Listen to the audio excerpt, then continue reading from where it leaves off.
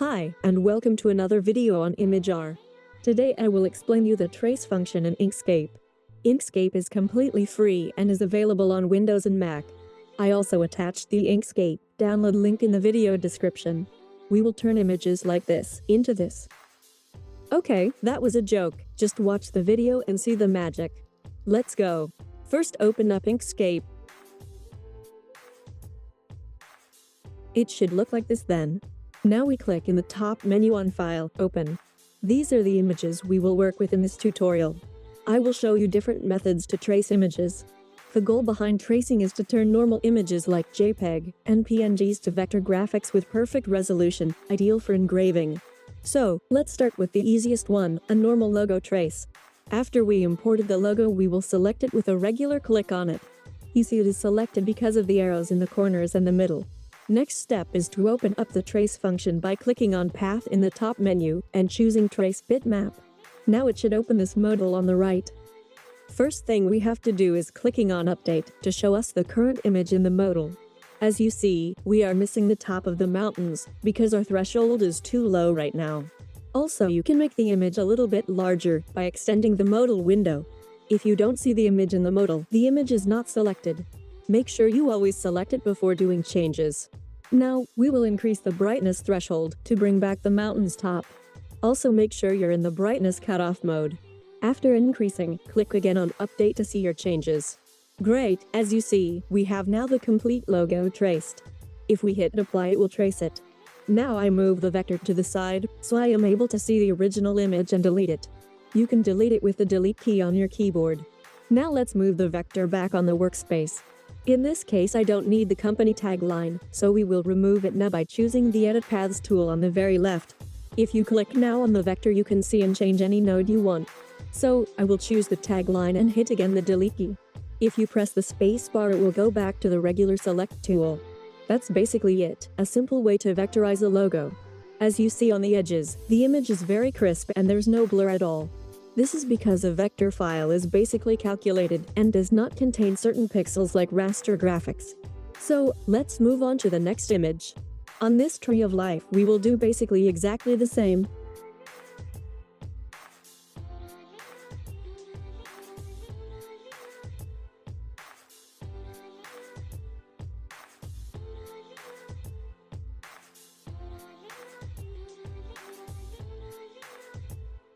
As you see, we have these little holes at the bottom and the top of the tree.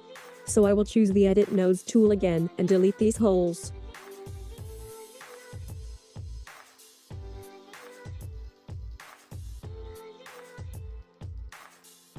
Great, this would be basically our tree of life vector. Let me show you one more thing. If you don't fully increase your brightness threshold, you can get very cool details.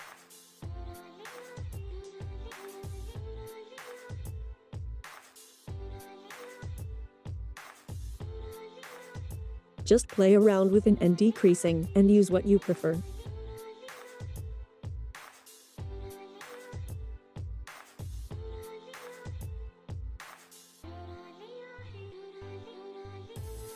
I will stay now with the normal, fully filled tree. Now save the file in the Svg file format. You can open it up later as well and play again with the Nodes tool, change the color of the file, or do whatever you want. This will not work if you export the file as PNG, for example. Now we will play around with the frame.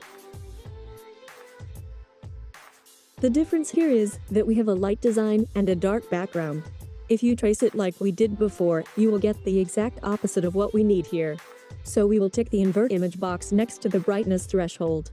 Now we get exactly the needed output. Also again, play around with increasing or decreasing the threshold, so no detail of the frame is missing. Also be aware, if you invert the file, decrease and increase is also the opposite. Means, decreasing does now the same as increasing did on the other vectors we made before. If you're happy, click Apply. Now select the original image and delete it, as we did before. Since it has a fully background, I don't need to move the vector, since I can select it easily. Looks good to me, except of the border. So, let's choose again the Edit Nodes tool on the very left, and delete the border.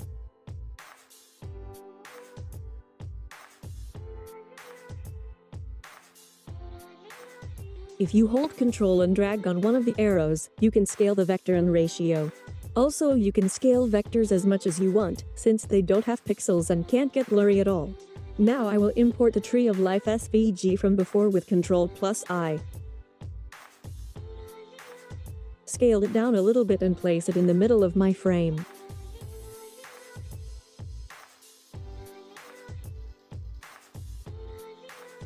It's too small, so I will scale it up a little again. You can also move the selected file with your arrow keys until it is perfectly in position. I will save this file again in SVG.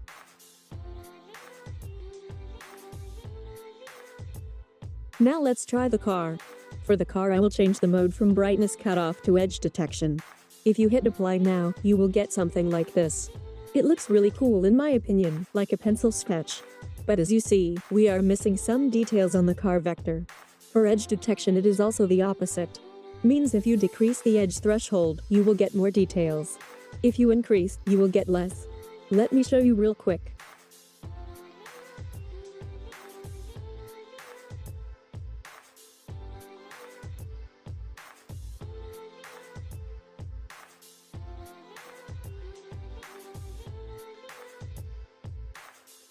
On this particular image, I will decrease it completely to get as many details as possible.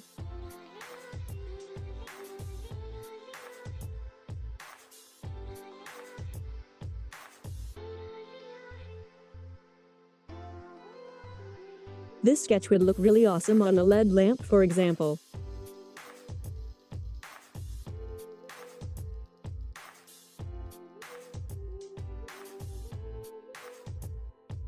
Also, as we already know, we can edit the nodes as well on this vector and delete nodes we don't like.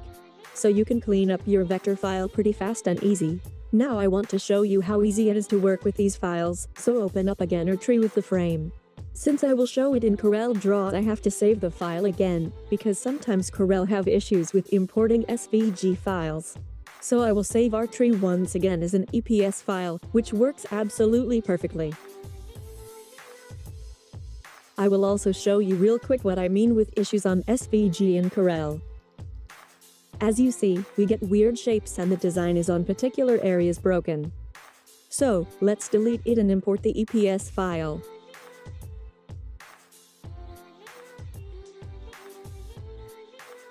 Now I will scale the file, since it is way too big right now.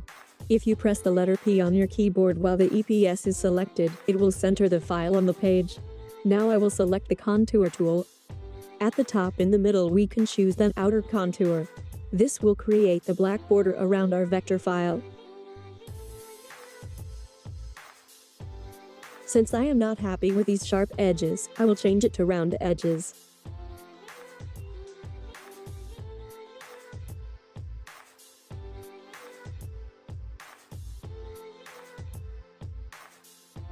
With this input field you can decide the gap between the border and the file. I will increase it slightly.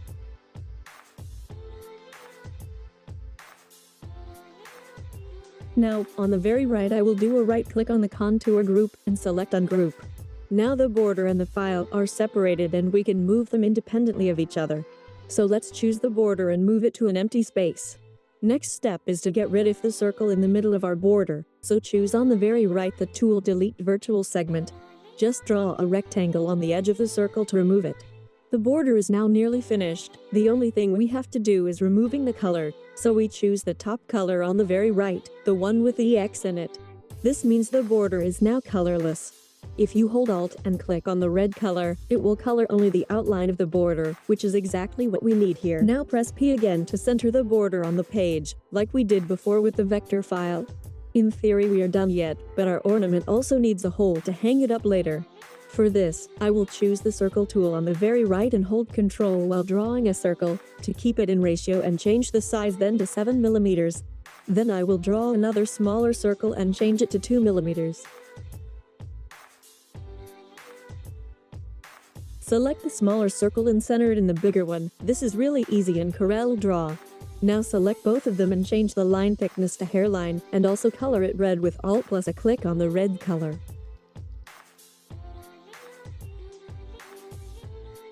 Select them again and move it to the border's top center. Next I will move the vector file to have a better look at the shapes.